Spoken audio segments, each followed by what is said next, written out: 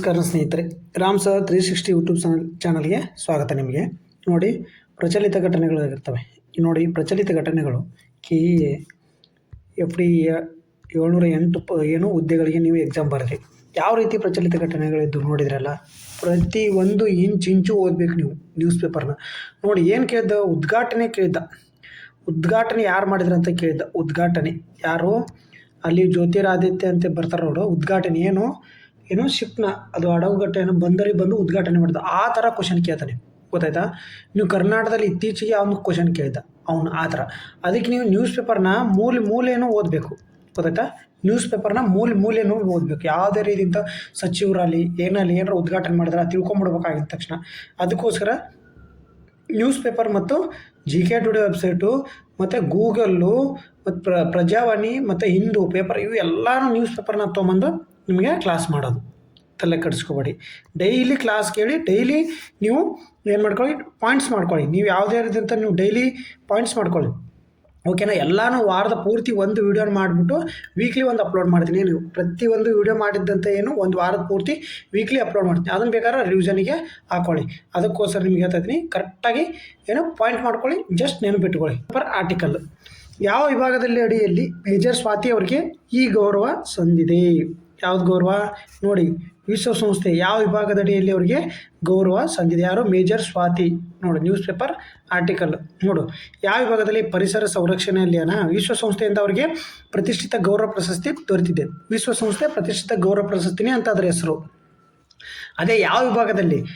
ಸಮಾನ ಪಾಲುದಾರತ ಶಾಶ್ವತ ಶಾಂತಿನ, ಮಕ್ಕಳ ಶಿಕ್ಷಣ ಹಕ್ಕುನ, ಜಾಗತಿಕ ಆರೋಗ್ಯ ಸೇವೆನ. ನೋಡಿ, ಯಾವುದು? ಈ ಥರ ಕ್ವಶನ್ ನೀವು ಟ್ರೈ ಮಾಡಬೇಕು. ನೋಡಿ, ಅವರು ಈಗ ಇವು ಯಾರಿಗೆ ವಿಶ್ವಸಂಸ್ಥೆ, ಕರ್ನಾಟಕದ ಯಾರಿಗೆ ವಿಶ್ವಸಂಸ್ಥೆ ಗೌರವ ಪ್ರಶಸ್ತಿ ಸಿಕ್ತು ಅಂತೇಳಿ ಈ ಥರ ಓದೋದಲ್ಲ, ಯಾವ ವಿಭಾಗದಲ್ಲಿ ಸಿಕ್ತು ಈ ಥರ. ನೋಡಿ, ಹೇಳಿಕೆ ಯಾವ ಥರ ಇದೆ ಕ್ವಶನ್. ನೋಡಿ, ಒನ್ ಲೈನಲ್ಲಿ ಕ್ವಶನ್ ಅಲ್ಲ ಇದು. ನೋಡಿ ಯಾವ ಥರ ಇದೆ. ನೋಡಿ, ಯಾವ ವಿಭಾಗದಲ್ಲಿ ಸಿಕ್ತಂದರೆ ಅವ್ರಿಗೆ ಆಪ್ಷನ್ ಬಿ. ನೋಡಿ, ಸಮಾನ ಪಾಲುದಾರರು ಮತ್ತು ಶಾಶ್ವತ ಶಾಂತಿ.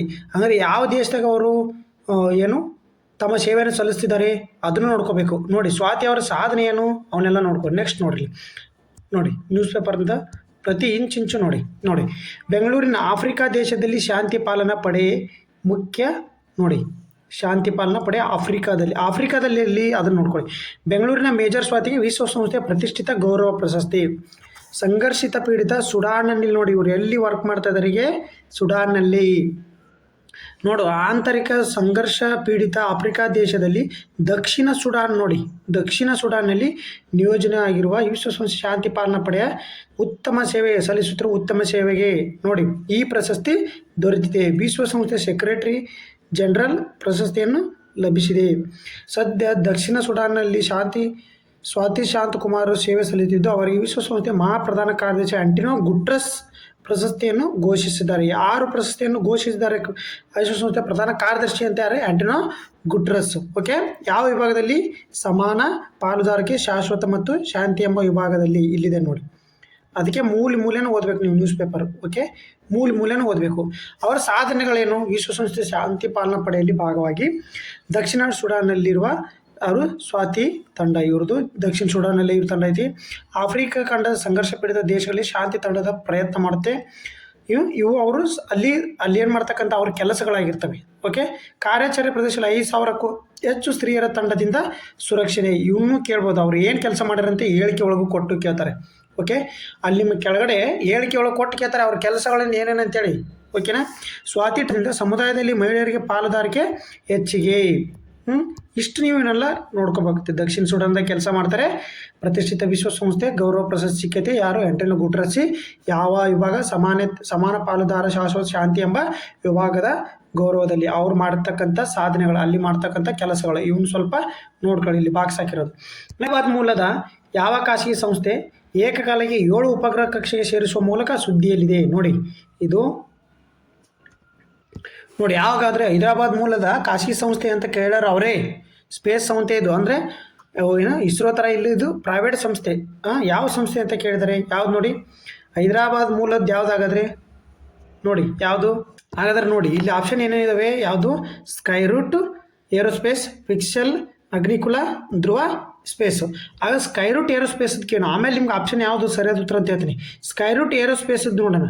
ಇದು ಸ್ಕೈರೂಟ್ ಏರೋಸ್ಪೇಸ್, ಇದು ಭಾರತದ ಪ್ರವರ್ತ ಖಾಸಗಿ ಬಾಹ್ಯಾಕಾಶ ಉಂಟು. ಇದು ಎಲ್ಲಿದೆ? ಇದು ಹೈದರಾಬಾದಲ್ಲಿದೆ. ಯಾವುದು? ಹೈದರಾಬಾದಲ್ಲೇ ಇದೆ. ಇದು ಯಾವುದು? ಸ್ಕೈರೂಟ್ ಇದು ಎಲ್ಲಿದೆ? ಹೈದರಾಬಾದಲ್ಲೇ ಇದೆ. ಎಷ್ಟರ ಸ್ಥಾಪನೆ ಆಯ್ತು? ಇದು 2018ರಲ್ಲಿ ಸ್ಥಾಪನೆ ಆಯಿತು ಸ್ನೇಹಿತರೆ. ಅದು ಯಾವುದು? ಸ್ಕೈರೂಟ್ ಏರೋಸ್ಪೇಸ್ ಎಷ್ಟು ಸ್ಥಾಪನೆ ಆಯಿತು? 2018ರಲ್ಲಿ. ನೋಡಿ, 2018ರಲ್ಲಿ ಸ್ಥಾಪನೆ ಆಗಿದ್ದು. ಇಸ್ರೋ ಬೆಂಬಲ ಭಾರತ ಬಾಹ್ಯಾಕಾಶ ಸುಧಾರಣೆ ಬಳಸಿಕೊಂಡು ಇದು ಯಾರು ಸ್ಥಾಪನೆ ಮಾಡಿದ್ರೆ ಹಾಗಾದ್ರೆ ಇದನ್ನ? ಸ್ಕೈರೂಟು ಚಂದನ್, ಪವನ್ ಚಂದನ್. ನೋಡಿ ಸ್ನೇಹಿತರೆ, ಇಷ್ಟೆಲ್ಲ ನೆನ್ಪಿಟ್ಕೊಳ್ಳಿ. ಪವನ್ ಚಂದನ್ ಮತ್ತು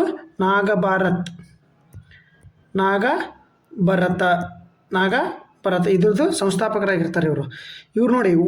ಇದು ವಿಕ್ರಮ್ ಎಸ್ ಎಂಬ ಏನೋ ಸ್ಯಾಟಲೈಟನ್ನು ಉಡಾವಣೆ ಮಾಡೈತಿ. ವಿಕ್ರಮ್ ಎಸ್ ಮೊದಲ ಖಾಸಗಿ ಉಡಾವಣಾ ರಾಕೆಟ್. ಇದು ಏನು? ಉಡಾವಣಾ ಉಪಗ್ರಹ. ಇದು ವಿಕ್ರಮ್ ಎಸ್. ಯಾವ ಸ್ಕೈರೂಟ್ ಏರೋಸ್ಪೇಸು ನೋಡಿದು. ಇದು ವಿಕ್ರಮ್ ಸರಣಿ ಅಭಿವೃದ್ಧಿಪಡಿಸಿದ್ದು. ಯಾವುದು? ಸ್ಕೈರೂಟ್ ಮೊದಲ ಖಾಸಗಿ ಉಪಗ್ರಹ. ಭಾರತದ ಮೊದಲ ಖಾಸಗಿ ಉಪಗ್ರಹ ಯಾವುದಂದ್ರೆ ವಿಕ್ರಮ್ ಎಸ್. ಯಾವುದು? ಸ್ಕೈರೂಟ್ ಏರೋಸ್ಪೇಸು. ಓಕೆನಾ? ನೋಡಿ ಸ್ನೇಹಿತರೆ, ಅಗ್ನಿಕುಲ ಏನಿದು? ಚೆನ್ನೈ ಮೂಲದ ಏರೋಸ್ಪೇಸ್. ಇದು ಏನು? ಚೆನ್ನೈ ಮೂಲದ ಏರೋಸ್ಪೇಸ್ ಆಗಿರುತ್ತೆ ಸ್ನೇಹಿತರೆ. ಇದು ಅಗ್ನಿಬಾನು ಎಂಬ ರಾಕೆಟನ್ನು ಏನು ಪ್ರೊಡಕ್ಷನ್ ಮಾಡುತ್ತೆ. ಅಗ್ನಿಬಾನು ಇದೇನು?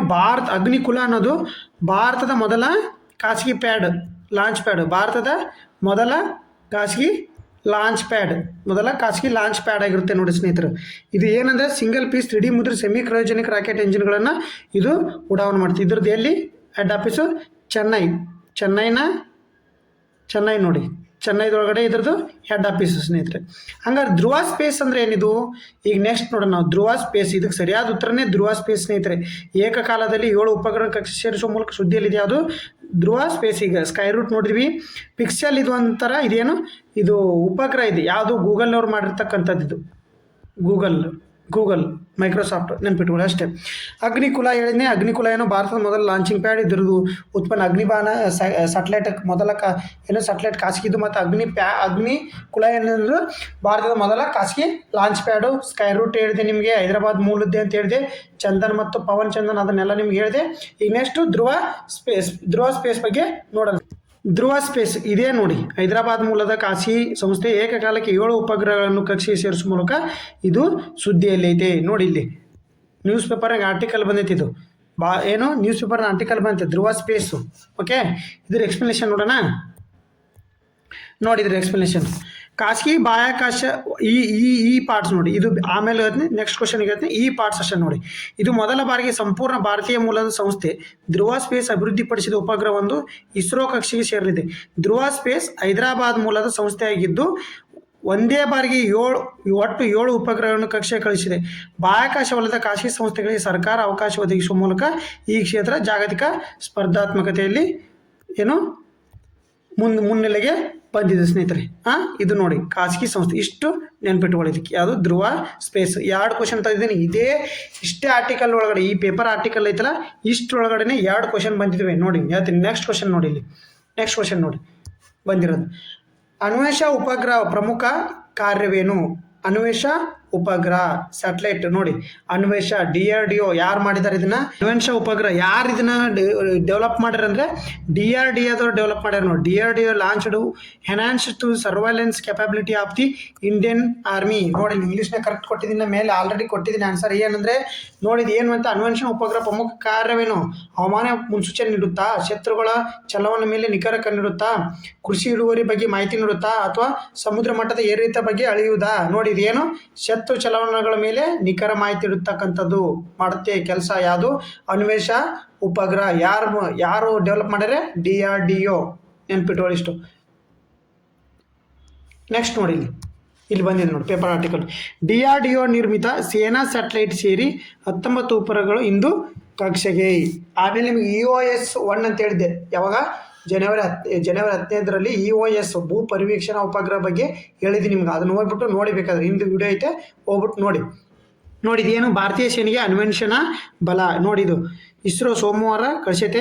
ಶ್ರೀಹರಿಕೋಟ ಸತೀಶ್ ಧವನಿಂದ ಯಾವ ರಾಕೆಟ್ ಮೂಲಕ? PSLV C-62 ಮೂಲಕ.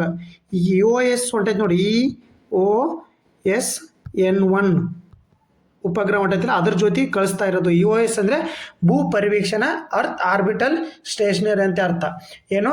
ಭೂ ಪರಿವೀಕ್ಷಣಾ ಉಪಗ್ರಹ, ಅದ್ರ ಜೊತೆ ಕಳಿಸ್ತಕ್ಕಂಥದ್ದು ಅನ್ವೇಷಣಾ ಉಪಗ್ರಹ. ಇದು ಯಾವುದು? ಸೇನಾ ಉಪಗ್ರಹ ಆಗಿರುತ್ತೆ. ಇದನ್ನ ಯಾರು ಮಾಡ್ತಾರೆ? DRDO ಮಾಡಿರುತ್ತೆ. ಇದು ಏನು ಮಾಡುತ್ತೆ? 64ನೇ ಕಾರ್ಯಾಚರಣೆ ಆಗಿರುವ ಭಾರಿ ಉಡ್ಡಯನವನ್ನು 2 ಕಾರಣದಿಂದ ಮಹತ್ವ ಪಡೆದಿದೆ. ಒಂದು ಅನ್ವೇಷಣಾ ಉಪಗ್ರಹ ಉಡ್ಡಯನ ಭಾರತೀಯ ಸೇನೆಗೆ ಶತ್ರುಗಳ ಮೇಲೆ ಹದ್ದಿನ ಕಣ್ಣಿಡುವ ಸಾಮರ್ಥ್ಯ. ನೋಡಿ, ಈ ಥರ ನೀವು ಪಾಯಿಂಟ್ ಟು ಪಾಯಿಂಟ್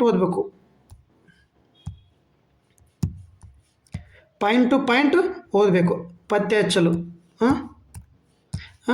ಅತ್ಯಂತ ಗೋಪ್ಯ ವಿಚಕ್ಷಣೆ ಉದ್ದೇಶದ ಅನ್ವೇಷಣಾ ಉಪಗ್ರಹ ಸೇನೆಗೆ ಭೂಮಿಯ ಮೇಲೆ ಅತ್ಯಂತ ಸ್ಪಷ್ಟ ಮತ್ತು ಸ್ಪಷ್ಟ ಚಿತ್ರವನ್ನು ರವಾನಿಸಿ ಇದು ಶತ್ರುಗಳ ಇರುವಿಕೆ ಸ್ಥಳ ಅತ್ಯಂತ ನಿಖರವಾಗಿ ತಿಳಿಸುತ್ತದೆ. ಗೊತ್ತಾ? ಅನ್ವೇಷಣಾ ಉಪಗ್ರಹ, ಅನ್ವೇಷಾ ಬಲ ಉಪಗ್ರಹ. ನೋಡಿ, ಅನ್ವೇಷಣಾ ಎದಕ್ಕೆ ಸೇನೆಗೆ ಬಲ ತರ್ತಿದ್ದು ನ್ಯೂಸ್ ಪೇಪರ್ ಆರ್ಟಿಕಲ್. ನೋಡಿ, ಒಂದು ಪೇಪರ್ನಲ್ಲಿ 2 ಕ್ವಶನ್ ಇದ್ದಾವೆ, ಅದಕ್ಕೆ 3 ಕ್ವಶನ್ ಇದ್ದಾವೆ. ಯಾವುದು? EOS ಉಪಗ್ರಹವನ್ನು ಉಡಾವಣೆ ಮಾಡ್ತಿರ್ತಕ್ಕಂಥದ್ದು. ಓಕೆ, ನೆಕ್ಸ್ಟ್ ನೋಡೋಣ. ನೋಡಿ, 2026 ರಾಷ್ಟ್ರೀಯ ಯುವ ದಿನದ ಘೋಷವಾಕ್ಯ. ನನ್ನ ರಾಷ್ಟ್ರೀಯ ಯುವ ದಿನವನ್ನು ನಾವು ಯಾವಾಗ ಆಚರಿಸ್ತೀವಿ? ಪ್ರತಿ ವರ್ಷ ಜನವರಿ 12ನೇ ತಾರೀಕು. ಯಾರು? ಸ್ವಾಮಿ ವಿವೇಕಾನಂದವರ ಜನ್ಮದಿನ ಪ್ರಯುಕ್ತ. ಹಂಗಂದ್ರೆ ಅದರದ್ದು ದಿನದ ಥೀಮ್ ತಿಳ್ಕೊಂಡು, ಜನವರಿ 12 ಅಂದರೆ ಯುವ ದಿನ ಅಂತ ಎಲ್ಲರಿಗೂ ಗೊತ್ತಾಗುತ್ತೆ. ಹಂಗಾರೆ ಥೀಮ್ ಏನದ್ರದ್ದು ಹಾಗಾದ್ರೆ? ಹಂಗಾರೆ 2025ರದ ಯುವ ದಿನವನ್ನು ಎಲ್ಲಿ ಆಚರಣೆ ಮಾಡಿದರು ಅವನ್ನೆಲ್ಲ ನೋಡಿ. ಥೀಮ್ ಏನಾಗಂದರೆ ವಿಕಸಿತ ಭಾರತ ಶಕ್ತಿನ, ignite the self, impact the world. ಯುವ ಶಕ್ತಿಯೇ ದೇಶದ ಆದಿ, ಸಬಲ ಭಾರತಕ್ಕಾಗಿ ಯುವಕರು. ನೋಡಿ, ಇದಕ್ಕೆ ಸರಿಯಾದ ಉತ್ತರ ಬಂದ್ಬಿಟ್ಟು ignite the self, impact the world. ನೋಡಿ, ಇದು ಸಶಕ್ತ ಯುವಕರೇ ದೇಶದ ಪ್ರಗತಿಗೆ ಉಸಿರು. ಇಲ್ಲಿದೆ ನೋಡಿ, ಸಶಕ್ತ ಯುವಕರೇ ದೇಶದ ಪ್ರಗತಿಗೆ ಉಸಿರು. ಇದೇನು? ಇದು 2026 ಯುವ ದಿನದ ಧ್ಯೇಯವಾಕ್ಯವಾಗಿರುತ್ತೆ. ಹಾಗಾದ್ರೆ ಇದ್ರ ಹಿನ್ನೆಲೆ ಏನಾಗಾದ್ರೆ? ಇದ್ರ ಹಿನ್ನೆಲೆ ನೋಡು, ಸ್ವಾಮಿ ವಿವೇಕಾನಂದರು 1984ರಲ್ಲಿ ಜನ್ಮ ನೀಡಿದ ಪ್ರತಿಗೋಸ್ಕರ ರಾಷ್ಟ್ರೀಯ ಯುವ ದಿನವನ್ನು ಮಾಡಲಾಗುತ್ತದೆ. ಎಷ್ಟು? 1984ರಲ್ಲಿ. ಹಂಗಾದ್ರೆ ಇದ್ರದ್ದು ಧ್ಯೇಯವಾಕ್ಯ ಯುವಕರಲ್ಲಿ ಸ್ವಯಂ ಅರಿವು ಬೆಳೆಸಿ ಜಗತ್ತನ್ನು ಪ್ರತಿಭಾಗೊಳಿಸುವಂಥದ್ದು. ಅಂದರೆ ಯುವಕರನ್ನು ಸಶಕ್ತಗೊಳಿಸಿ ಅವ್ರನ್ನ ನಾವು ದೇಶದ ಅಭಿವೃದ್ಧಿಗೋಸ್ಕರ ನಾವು ಅದನ್ನು ಕಾಪಾಡ್ಕೊಂಡು ಹೋಗೋದು, ಯುವಕರನ್ನ ಆ ಥರದಿಂದ ನಾವು ಬೆಳೆಸ್ಬೇಕು ಅನ್ನೋದು ಇದರದ 2026ರ ಧ್ಯೇಯವಾಕ್ಯ ಆಗಿರುತ್ತೆ. ಓಕೆ, ನೆಕ್ಸ್ಟ್ ನೋಡೋಣ ಸ್ನೇಹಿತರೆ. ನೋಡಿ, ಇದು GK ಟುಡೇ ಅಂತ ಕ್ವಶನ್ನು. ಓಕೆ, ವಿಮಾರ್ ತ್ರಿಕೋನದ ಯಾವ 3 ದೇಶಗಳ ರಾಜಕೀಯ ಗುಂಪಾಗಿದೆ? ನೋಡಿ, ವಿಮಾರ್ ತ್ರಿಕೋನ ಯಾವುದು 3 ರಾಜಕೀಯ ಗುಂಪುಗಳಾಗಿದೆ? ನೋಡಿ, ವಿಮಾರ್ ತ್ರಿಕೋನ ನೀವೆಲ್ಲ ಕ್ವಾಡು, ಅವನೇ SCO, ಶೃಂಗಸಭೆ ಅವನ್ನೆಲ್ಲ ಕೇಳಿರ್ಬೋದು ನೀವು. G20, G7. ಹಂಗಂದರೆ ವಿಮಾರ್ ತ್ರಿಕೋನ ಎಲ್ಲಿ ಬರುತ್ತೆ? ಯಾವ 3 ದೇಶಗಳಾಗಾದರೆ? ನೋಡಿ, ಯಾವುದು? France, Germany, Poland, Italy, Spain. France, Russia, Bharat, China. ಯಾವುದು? ಭಾರತ, ನೇಪಾಳ, ಭೂತಾನ್. ನೋಡಿ, ಯಾವುದಿದ್ದು ವಿಮಾರ್ ತ್ರಿಕೋನ? ನೋಡಿ, ಇಲ್ಲಿ ಎಕ್ಸ್ಪ್ಲೇಷನ್ ನೋಡಿಲಿ.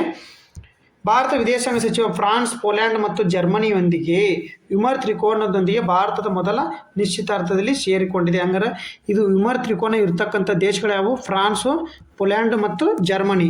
ಅವರೊಂದಿಗೆ ಸೇರ್ಕೊಳ್ಳೋಕ್ಕೆ ನಮ್ಮ ಭಾರತ ಏನು ಮಾಡುತ್ತೆ? ಇತ್ತೀಚೆಗೆ ಅರ್ಜಿಯನ್ನು ಸಲ್ಲಿಸ್ದಂಗೆ ನಾವು ಸೇರ್ಕೊಂತೀವಿ ಇದರೊಳಗಡೆ ಅಂತೇಳಿ ಅವರು ಆಹ್ವಾನ ಕೊಟ್ಟಿರ್ತಾರೆ. ಅದಕ್ಕೋಸ್ಕರ ಅದು ನ್ಯೂಸಲ್ಲಿರುತ್ತೆ. ವಿಮಾರ್ ತ್ರಿಕೋನವು ಫ್ರಾನ್ಸ್, ಜರ್ಮನಿ ಮತ್ತು ಪೋಲೆಂಡ್ ಪ್ರಾದೇಶಿಕ ರಾಜಕೀಯ ಗುಂಪಾಗಿದೆ. ಇದನ್ನು ಆಗಸ್ಟ್ 29, 1991 ಜರ್ಮನಿಯ ವಿಮಾರ್ನಲ್ಲಿ ಜಂಟಿ ಘೋಷಣೆ ಮೂಲಕ ರಚಿಸಲಾಯಿತು. ನೋಡಿ, ವಿಮಾರ್ ಎಲ್ಲಿ ಬರ್ತೈತೆ? ಹಂಗಾರೆ ಜರ್ಮನಿಯಲ್ಲಿ ಬರ್ತೈತೆ. ಫ್ರಾಂಕೋ ಜರ್ಮನ್ ಅನುಭವವನ್ನು ಬಳಸಿಕೊಂಡು ಜರ್ಮನ್ ಪೊಲೀಸ್ ಸಮನ್ವಯದಲ್ಲಿ ಫ್ರಾನ್ಸನ್ನು ಒಳಗೊಳ್ಳುವುದು ಇದರ ಉದ್ದೇಶವಾಗಿತ್ತು. ಇದು 3 ದೇಶಗಳ ನಡುವೆ ರಾಜಕೀಯ ಸಂವಾದ ಮತ್ತು ಸಹಕಾರವನ್ನು ಬಲಪಡಿಸುತ್ತದೆ. ಗೊತ್ತಾ? ವಿಮರ್ಶ ತ್ರಿಕೋನ ಅಂತ ಅಂದರೆ ಅದು ಫ್ರಾನ್ಸ್, ಪೋಲ್ಯಾಂಡ್, ಜರ್ಮನಿ. ಈಗ ನಮ್ಮ ಭಾರತ ಏನು ಮಾಡೈತೆ? ಅಲ್ಲಿ ಮೊದಲ ಅಲ್ಲಿ ಸೇರಿಕೊಳ್ಳೋಕ್ಕೆ ಏನು ಮಾಡೈತೆ? ಆಹ್ವಾನದ ಮೇರೆಗೆ ಹೋಗೈತೆ. ನೆಕ್ಸ್ಟ್ ಕ್ವಶನ್ ನೋಡೋಣ. ಮೈಸೂರಿನಲ್ಲಿ ದೃಷ್ಟಿಹೀನ ಪ್ರಯಾಣಿಕರು KSRTC ಬಸ್ಗಳನ್ನು ಗುರುತಿಸುವ ಸಹಾಯ ಮಾಡುವ ಯಾವ ತಂತ್ರಜ್ಞಾನವನ್ನು ಅಳವಡಿಸಿದ್ದಾರೆ? ನೋಡಿ, ಇಂಪಾರ್ಟೆಂಟ್ ಇದು, ನಮ್ಮ ಕರ್ನಾಟಕಕ್ಕೆ ಸಂಬಂಧಪಟ್ಟಿದ್ದು. ಯಾವುದು? ನೋಡಿ, ಮೈಸೂರಿನ ದೃಷ್ಟಿಹೀನ ಪ್ರಯಾಣಿಕರ KSRTC ಬಸ್ಗಳಲ್ಲಿ ಗುರುತಿಸುವ ಸಹಾಯ ಮಾಡುವ ಯಾವ ತಂತ್ರಜ್ಞಾನವನ್ನು ಅಳವಡಿಸಲಾಗಿದೆ? Smart I, onboard, bus track AI ಮತ್ತು ದೃಷ್ಟಿ ಮಿತ್ರ. ನೋಡಿ ಇದು ಏನು ಮಾಡಿರುತ್ತೆ ಅಂದರೆ ಆನ್ ಬೋರ್ಡ್ ಅಂತಂದರೆ ಬಸ್ನಲ್ಲಿ ಒಂದು ಏನು ಮಾಡಿರ್ತಾರೆ ಮೈಕನ್ನು ಸೆಟ್ ಮಾಡಿರ್ತಾರೆ ಒಂದು ಸೌಂಡ್ ಬಾಕ್ಸನ್ನು. ಅವ್ರ ಕಡೆಗೆ ಏನು ಮಾಡಿರ್ತಾರೆ, ಅವ್ರ ಕಡೆಗೆ ಒಂದು ರಿಮೋಟ್ ಥರ ಒಂದು ಸಾಧನ ಇರುತ್ತೆ ಆನ್ ಬೋರ್ಡಿಂಗ್ ಅಂದರೆ. ಅವರು ಟಚ್ ಮಾಡಿದರೆ ಅದು ಅಲ್ಲಿ ಏನು ಅಲ್ಲಿ ವರ್ಕ್ ಆಗುತ್ತೆ. ಆ ಥರ ಇದು ಟೆಕ್ನಾಲಜಿ ಆನ್ ಬೋರ್ಡಿಂಗ್ ಅಂತಂದ್ರೇನು, ಧ್ವನಿ ಸಂಪದ ಮೂಲಕ ಇದು ಅವರಿಗೆ ಹೆಲ್ಪ್ ಮಾಡುತ್ತೆ ಕೂಡ ದೃಷ್ಟಿಹೀನರಿಗೆ. ನೋಡಿ ಈ ಥರ ನೀವು ನೆನ್ಪಿಟ್ಟಿರ್ಬೇಕಾಗುತ್ತೆ. ಯಾವುದು ಮೈಸೂರು ದೃಷ್ಟಿ KSRTC ನೋಡಿ. ಒಟ್ಟು KSRTC ಅಂತ ತಿಳ್ಕೊಳ್ಳಿ. ಎಲ್ಲಿ ಪ್ರಾರಂಭ ಆಯ್ತು ಅಂದರೆ ಮೈಸೂರಿನಲ್ಲಿ ಮೊದಲು. ಯಾವುದು ಆನ್ ಬೋರ್ಡಿಂಗ್ ತಂತ್ರಜ್ಞಾನ. ನೆಕ್ಸ್ಟ್ ಕ್ವಶನ್ ನೋಡೋಣ. ಸುದ್ದಿಯಲ್ಲಿದ್ದ ತಂತೈ ಪೆರಿಯಾರ್ ವನ್ಯಜೀವಿ ಅಭಯಾರಣ್ಯ ಯಾವ ರಾಜ್ಯದಲ್ಲಿದೆ? ಯಾವುದು ತಂತೈ ಯಾವುದು ತಮ್ತೈ ವನ್ಯಜೀವಿ ಅಭಯಾರಣ್ಯ ಏನು ನೋಡು. ಸುದ್ದಿಯಲ್ಲಿದ್ದ ತಮ್ತೈ ಪೆರಿಯಾರ್ ವನ್ಯಜೀವಿ ಅಭಯಾರಣ್ಯ ಯಾವ ರಾಜ್ಯದಲ್ಲಿದೆ? ಹಾಗಾದರೆ ಯಾವ್ದು ನೋಡಿ, ಕೇರಳ, ತಮಿಳುನಾಡು, ಕರ್ನಾಟಕ, ಆಂಧ್ರ ಪ್ರದೇಶ. ನೋಡಿ ಯಾವ ರಾಜ್ಯದಲ್ಲಿದೆ ಹಾಗಾದರೆ, ಇದು ತಮಿಳುನಾಡಿನ ಇಡೋರ ಜಿಲ್ಲೆಯಲ್ಲಿದೆ ನೋಡಿ. ಇದು ಕರ್ನಾಟಕದ ಮಲೆ ಮಹದೇಶ್ವರ ಮತ್ತು ಕಾವೇರಿ ವನ್ಯಜೀವಿ ಅಭಯಾರಣ್ಯಗೆ ಹೊಂದಿಕೊಂಡೈತಿ. ಬಟ್ ನ್ಯೂಸಲ್ಲಿ ಆಗಿದೆ ಇದು ತಮ್ತೈ ಏನು ಪೆರಿಯಾರ್ ವನ್ಯಜೀವಿ ನ್ಯೂಸಲ್ಲಿ ಹಾಕಿದೆ ಅಂದರೆ ನೋಡಿ, ಇತ್ತೀಚೆಗೆ ಇಲ್ಲಿ ಅಖಿಲ ಭಾರತ ಅಂದಾಜು 2020 ಮೊದಲ ಹಂತದಲ್ಲಿ ಆರಂಭ ಆಯ್ತು ನೋಡು. ನಮ್ದು ಎಲ್ಲಿ ಹುಲಿ ಸ್ಟಾರ್ಟ್ ಆಯ್ತಲ್ಲ, ಎಷ್ಟನೇದು ಆರನೇ ಗಣತಿ ಸ್ಟಾರ್ಟ್ ಆಯ್ತಲ್ಲ, ಹುಲಿ 6ನೇ ಗಣತಿ 2000 ನೋಡಿ. ಆಗ ಮೊನ್ನೆ 2006ರಲ್ಲಿ ಮೊದಲೇ ಹುಲಿ ಗಣತಿ ಆಗಿತ್ತು ನಮ್ಮದು. ಈಗ 2026ರಲ್ಲಿ 6ನೇ ಗಣತಿ ಹುಲಿ ಗಣತಿ. ನೆನ್ಪಿಟ್ಕೊಳ್ಳಿ. 500 ಎಷ್ಟಿದ್ದಾವೆ? 563 ನಮ್ಮ ಕರ್ನಾಟಕದ ಹುಲಿಗಳು ನೋಡಿ. ಅದಕ್ಕೋಸ್ಕರ ಇಲ್ಲಿ ಮೊದಲನೇ ಹಂತದ್ದು ಇಲ್ಲೇ ಸ್ಟಾರ್ಟ್ ಆಗಿರೋ ಸಂಬಂಧ ಯಾವುದು ನೋಡಿ, ತಮ್ತೈ ಪೆರಿಯಾರ್ ವನ್ಯಜೀವಿ ಅಭಯಾರಣ್ಯ. ಗೊತ್ತಾಯ್ತಾ? ಸರಿಯಾದ ಉತ್ತರ ಯಾವುದು? ತಮಿಳುನಾಡು ಸರಿಯಾದ ಉತ್ತರ ಆಗಿರುತ್ತೆ ಸ್ನೇಹಿತರೆ. ನೆಕ್ಸ್ಟ್ ನೋಡೋಣ. ನೋಡಿ, ಪ್ರಧಾನಿ ಮೋದಿಯವರು ಕೆಂಪು ಕೋಟೆಯ ಭಾಷಣಗಳ ಸಂಕಲನವಾದ ಕುತ್ಬತ್ ಎ ಮೋದಿ ಲಾಲ್ ಕಿ ಫಸಿಲ್ ಸೆ ಪುಸ್ತಕವನ್ನು ಬಿಡುಗಡೆ ಮಾಡಿದವರು ಯಾರು? ನೋಡಿ ಯಾರು ಬಿಡುಗಡೆ ಮಾಡಿದ್ರು ಇದನ್ನ? ಅಮಿತ್ ಶಾ ಅವ್ರು ಬಿಡುಗಡೆ ಮಾಡಿದ್ರಾ? ನರೇಂದ್ರ ಮೋದಿ ಬಿಡುಗಡೆ ಮಾಡಿದ್ರ? ಧರ್ಮೇಂದ್ರ ಪ್ರಧಾನ್ ಬಿಡುಗಡೆ ಮಾಡಿದ್ರ? ರಾಜನಾಥ್ ಸಿಂಗ್ ಮಾಡಿದ್ರ? ನೋಡಿ ಇದು ಯಾವ ಬುಕ್ ನೋಡಿ, ಪ್ರಧಾನಿ ಮೋದಿಯವರ ಕೆಂಪು ಕೋಟೆಯ ಭಾಷಣಗಳ ಸಂಕಲನ. ಇದು ಏನು ಪ್ರಧಾನಿ ಮೋದಿಯವರು ಕೆಂಪು ಕೋಟೆಯಲ್ಲಿ 2014ರಿಂದ 2026ರವರೆಗೆ ಏನು ಭಾಷಣ ಮಾಡ್ಯಾರಲ್ಲ ಅದರ ಸಂಕಲನವಾಗಿರುತ್ತೆ. ಏನಿದು? ಕುತ್ಬತ್ ಎ ಮೋದಿ ಲಾಲ್ ಕಿ ಫಸಿಲ್ ಸೆ ಪುಸ್ತಕ ಬಿಡುಗಡೆ ಮಾಡಿದವರು ಯಾರು? ಧರ್ಮೇಂದ್ರ ಪ್ರಸಾದ್. ನೋಡಿ ಏನು ಧರ್ಮೇಂದ್ರ ಪ್ರಸಾದ್. ನೋಡಿ ಎಕ್ಸ್ಪ್ಲನೇಷನ್ ನೋಡಿ ಇಲ್ಲಿ. ಕೇಂದ್ರ ಶಿಕ್ಷಣ ಸಚಿವ ಧರ್ಮೇಂದ್ರ ಪ್ರಸಾದ್ ಅವರು ನವದೆಹಲಿಯಲ್ಲಿ ಉರ್ದು ಪುಸ್ತಕವನ್ನು ಬಿಡುಗಡೆ ಮಾಡಿದ್ದಾರೆ. ಯಾವ ಭಾಷೆಯಲ್ಲಿ? ಹಂಗಾದ್ರೆ ಇದು ಉರ್ದು ಭಾಷೆಯಲ್ಲಿ. 2014ರಿಂದ 2025 ಪ್ರಧಾನಿ ಮೋದಿಯವರು ನೀಡಿದ ಸ್ವಾತಂತ್ರ್ಯ ದಿನಾಚರಣೆಯ ಭಾಷಣಗಳ ಸಂಕಲನವಾಗಿದೆ. ಓಕೆನಾ? ಅರ್ಥ ಆಯ್ತಾ? ಆ ಬುಕ್ಕದ ಹೆಸರು ನೆನ್ಪಿಟ್ಕೊಳ್ಳಿ. ಯಾರು ಮಾಡಿದ್ರೆ? ಅನಾವರಣ ಧರ್ಮೇಂದ್ರ ಸಿಂಗ್ ಅಂತೇಳಿ ಅವರು ಅನಾವರಣ ಮಾಡಿರ್ತಾರೆ ಸ್ನೇಹಿತರೆ. ನೆಕ್ಸ್ಟ್ ನೋಡಿ, ರತ್ಪಾನಿ ಹುಲಿ ಅಭಯಾರಣ್ಯವು ಯಾವ ರಾಜ್ಯದಲ್ಲಿದೆ? ಇದು ಎದಕ್ಕೆ ನ್ಯೂಸಲ್ಲಿ ಐತೆ? ರತ್ಪಾನಿ ಹುಲಿ ಅಭಯಾರಣ್ಯ ಬಗ್ಗೆ ಒಂದು ಕ್ವಶನ್ ಇದ್ದೇ ಇರುತ್ತೆ ನೋಡಿ. KA ದ 708 ಪೋಸ್ಟಿಗೆ ಆಯ್ತಲ್ಲ, ಅದರೊಳಗಡೆ ಹುಲಿ ಬಗ್ಗೆ ಒಂದು ಕ್ವಶನ್ ಐತೆ ಸ್ನೇಹಿತರೆ. ಅದಕ್ಕೋಸ್ಕರ ಹೇಳ್ತಾರೆ ಹುಲಿ ಅಭಯಾರಣ್ಯ ಬಗ್ಗೆ ನೀವು ನೋಡ್ಕೋಬೇಕಾಗುತ್ತೆ. ಮಧ್ಯಪ್ರದೇಶ್, ಗುಜರಾತ್, ತಮಿಳುನಾಡು, ಮಹಾರಾಷ್ಟ್ರ. ಯಾವ್ದು ಸರಿಯಾದ ಉತ್ತರ ಬಂದ್ಬಿಟ್ಟು ಮಧ್ಯಪ್ರದೇಶ ನೋಡು. ಅತಿ ಹೆಚ್ಚು ಹುಲಿ ಅಭಯಾರಣ್ಯಗಳು ಎಲ್ಲಿದ್ದಾವೆ? ಮಧ್ಯಪ್ರದೇಶದಲ್ಲಿದ್ದಾವೆ. ಓಕೆನಾ? ಇದರ ನೋಡಿ ಎಕ್ಸ್ಪ್ಲನೇಷನ್ ನೋಡಿ, ಎದಕ್ಕೋಸ್ಕರ ನ್ಯೂಸಲ್ಲಿ ಐತೆ ಹಾಗಾದರೆ. ಮಧ್ಯಪ್ರದೇಶ ಮುಖ್ಯಮಂತ್ರಿಯವರು ರತ್ಪಾನಿ ಹುಲಿ ಮೀಸಲು ಪ್ರದೇಶವನ್ನು ಪುರಾತತ್ವ ಶಾಸ್ತ್ರಜ್ಞರು ಮತ್ತು ಪದ್ಮಶ್ರೀ ಪ್ರಶಸ್ತಿ ಪುರಸ್ಕೃತ ಡಾಕ್ಟರ್ ವಿಷ್ಣು ಶ್ರೀಧರ್ ವಾಕಂಕರ್ ಅವರ ಹೆಸರಿಡುವುದಾಗಿ ಘೋಷಿಸಿದ್ದಾರೆ. ವಾಕಂಕರ್ ಅವರ ಹೆಸರು ಯಾರು? ವಿಷ್ಣು ಶ್ರೀಧರ್ ವಾಕಂಕರ್ ಅವರ ಹೆಸರಿಡಲು ಘೋಷಿಸಿದ್ದಾರೆ. ಯಾವುದಕ್ಕೆ? ಯಾವ ಹುಲಿ? ರತಂಪಾನಿ ಹುಲಿ ಸಂರಕ್ಷಣೆಗೆ ಹೆಸರು ಬದಲಾವಣೆ ಆಗ್ತಿದೆ ನೋಡಿ ಸ್ನೇಹಿತರೆ. ಹುಲಿ ಮೀಸಲಕ್ಕೆ ಏನು ಹೆಸರು ಬದಲಾವಣೆ ಆಗ್ತಿದೆ? ವಿಷ್ಣು ಶ್ರೀಧರ್ ವಾಕಂಕರ್ ಅವರ ಹೆಸರಿಡಲು ಘೋಷಿಸಲಾಗಿದೆ. ರತಂಪಾನಿ ಹುಲಿ ಮೀಸಲು ಪ್ರದೇಶವು ಮಧ್ಯಪ್ರದೇಶದ ರೈಸನ್ ಮತ್ತು ಸೇವೋರ್ ಜಿಲ್ಲೆಗಳಲ್ಲಿ ಬರ್ತದೆ. ವಿಂಧ್ಯ ಪರ್ವತ ಶ್ರೇಣಿಯಲ್ಲಿ ಇದು ಹರಡಿಕೊಂಡಿದೆ. ಈ ಮೀಸಲು ಪ್ರದೇಶವು ಸುಮಾರು 1771 ಚದರ ಕಿಲೋಮೀಟರ್ ವಿಸ್ತೀರ್ಣ ಹೊಂದಿದ್ದು ಬೆಟ್ಟಗಳು, ಪ್ರಸ್ಥಭೂಮಿಗಳು, ಕಣಿವೆಗಳು ಮತ್ತು ಬಯಲು ಪ್ರದೇಶ ಅಲೆಗಳಂಥ ಭೂದೃಶ್ಯ ಹೊಂದಿದೆ. ಇದು ನರ್ಮದಾ ನದಿ ಉತ್ತರಕ್ಕಿದ್ದು ಕೋಲಾರ ನದಿಯ ಅದರ ಪಶ್ಚಿಮ ಗಡಿಯಲ್ಲಿದೆ ನೋಡಿ. ಕೋಲಾರ ನದಿ ಯಾವ ನದಿ? ಉಪನದಿ. ನರ್ಮದಾ ನದಿ ಉಪನದಿ ಅದು ಕೋಲಾರ ನದಿ. ಓಕೆನಾ? ತಪ್ಪತಿ ನದಿನೇ ಬರುತ್ತಲ್ಲ ಮುಂದೆ, ಆ ಥರ ಹೋಗುತ್ತಿರ್ತದೆ. ಗೊತ್ತಾಯ್ತಾ? ಎದಕ್ಕೆ ಇದು ನ್ಯೂಸಲ್ಲಿ ಐತೆ? ರತನ್ಪಾನಿ ಏನು ಹುಲಿ ಮೀಸಲು ಪ್ರದೇಶ ಏನಂತ ಕರೀತಾರೆ? ವಿಷ್ಣು ಶ್ರೀಧರನ್ ವಾಕಂಕರ್ ಅಂತ ಹೆಸರಿಡಲು ನಿಶ್ಚಯ ಮಾಡಿದ್ದಾರೆ. ನೆಕ್ಸ್ಟ್ ನೋಡಿ, ಇತ್ತೀಚೆಗೆ ಭಾರತೀಯ ವಿಜ್ಞಾನಿಗಳು ಬಿಸಿ ನೀರು ತಣ್ಣೀರಿಗಿಂತ ವೇಗವಾಗಿ ಹೆಪ್ಪುಗಟ್ಟುತ್ತದೆ ಎಂಬ ವಿದ್ಯಮಾನವನ್ನು ವಿವರಿಸಿದ್ದಾರೆ. ಈ ಪರಿಣಾಮದ ಹೆಸರೇನು? ನೋಡಿ, ನಾನು ಮೊನ್ನೆನೂ ಜನವರಿ ಇದನ್ನು ಎಕ್ಸ್ಪ್ಲೇನ್ ಮಾಡಿದ್ದೀನಿ. ಎದಕ್ಕಂತ ಮತ್ತೆ ಆರ್ಟಿಕಲ್ ಬಂದಿದೆ ಇದು. ಅದಕ್ಕೋಸ್ಕರ ಯಾವುದು ಹಿಂದೂ ನ್ಯೂಸ್ ಪೇಪರಲ್ಲಿ ಆರ್ಟಿಕಲ್ ಬಂದಿದೆ. ಹಿಂದೂ ನ್ಯೂಸ್ ಪೇಪರಲ್ಲಿ ಆರ್ಟಿಕಲ್ ಬಂದಿದೆ ಇದು, ಅದಕ್ಕೋಸ್ಕರ. ಯಾವ ಎಫೆಕ್ಟು? ಡಾಪ್ಲರ್ ಎಫೆಕ್ಟಾ, ಪೆಂಬಾ ಎಫೆಕ್ಟಾ, ಪೆಂಬಾ ಎಫೆಕ್ಟಾ, ನೋಡಿ ಟಿಂಡಾಲ್ ಎಫೆಕ್ಟಾ, ರಾಮನ್ ಎಫೆಕ್ಟಾ, ಯಾವುದಾಗೋದಕ್ಕೆ ಪೆಂಬಾ ಎಫೆಕ್ಟ್ ನೋಡಿ ಸರಿಯಾದ ಉತ್ತರ. ನೋಡಿ ಪೆಂಬಾ ಎಫೆಕ್ಟ್ ಮಾನ್ಯರ ನಾನು ನಿಮಗೆ ಎಕ್ಸ್ಪ್ಲೇನ್ ಮಾಡಿದ್ದೀನಿ, ನಿನ್ನಿಲ್ಲ ಮಾನ್ಯರ ಕರೆಂಟ್ ಅಫೇರ್ಸ್ ಎಕ್ಸ್ಪ್ಲೇನ್ ಮಾಡಿದ್ದೀನಿ.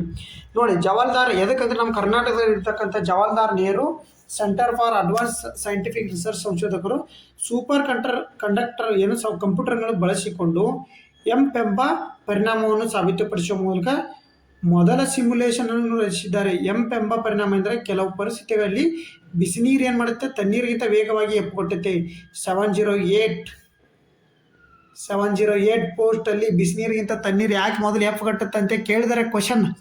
ನೋಡಿ ಎದು ಕೇಳಿದರೆ ಪೆಂಬಾ ಎಫೆಕ್ಟ್ ಅದು, ಅದಕ್ಕೋಸ್ಕರ ಕೇಳಿದ್ದಾರೆ. ನೋಡಿ ಗೊತ್ತಾಯ್ತಾ?